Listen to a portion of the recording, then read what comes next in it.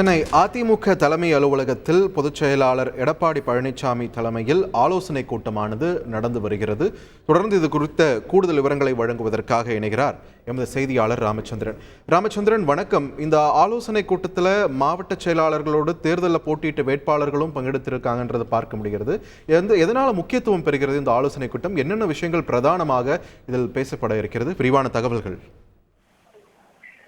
வணக்கம். நாடாளுமன்ற தேர்தலுக்கு பிறகு அதிமுக பொதுச்செயலாளர் திரு எடப்பாடி பழனிசாமி அக்கட்சியின் தலைமை அலுவலகத்தில் ஆலோசனை நடத்தி வருகிறார்.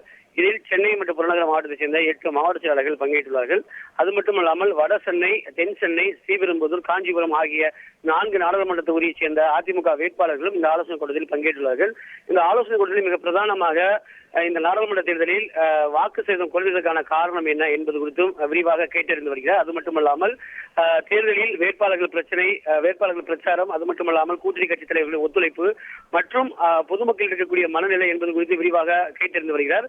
அது மட்டுமல்லாமல் மக்களவை தேர்தல் முடிவுக்கு பிறகு எங்களில் ஒருவர் திருந்துவதற்கான வாய்ப்பு இருக்கும், அவர்கள் போட்ட தப்பு கணக்கு அவர்களுக்கு புரியும் என திருமதி சசிகலா அவர்கள் மறைமுகமாக திரு எடப்பாடி பழனிசாமியை மையப்படுத்தி பேசியுள்ளார். அது குறித்து விரிவாக விவாதிக்கப்பட்டு வருகிறது.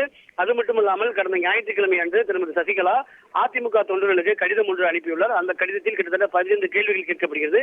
அதில் அவர்கள் பெயர், முகவரி என்பது குறித்து முழு விவரங்களை அவருக்கு நேரிலேயோ அல்லது அஞ்சல் மூலமாகவே போயஸ் தொழில் இருக்கக்கூடிய அவர் இல்லத்திற்கு அனுப்புமாறு அவர் கடிதம் வாயிலாக வலியுறுத்தியுள்ளார்.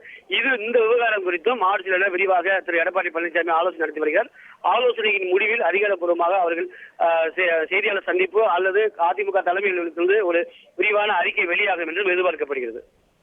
நன்றி ராமச்சந்திரன், உங்களோட விரிவான தகவல்களுக்கு. செய்திகளை உடனுக்குடன் தெரிந்து கொள்ள உடனே சப்ஸ்கிரைப் பண்ணுங்க.